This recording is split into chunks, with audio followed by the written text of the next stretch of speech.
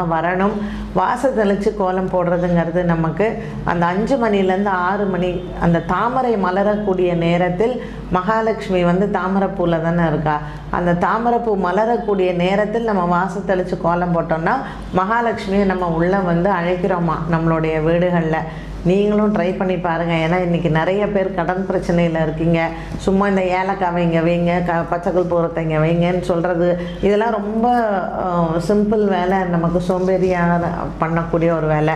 மகாலட்சுமி வரக்கூடிய அந்த யோகத்தை கொடுக்கக்கூடிய விஷயத்தை நம்ம முன்னோர்கள் வாஸ்தளித்து கோலம் போடுங்க, விளக்கேற்றுங்க, சாமிக்கு நமஸ்காரம் பண்ணுங்கள், ஸ்லோகம் சொல்லுங்கள், சாம்பிராணி காமிங்க, ஊதுபத்தி காமிங்க, இதெல்லாம் சொன்னாங்கங்க. இதெல்லாம் நீங்கள் பண்ணுங்கள்.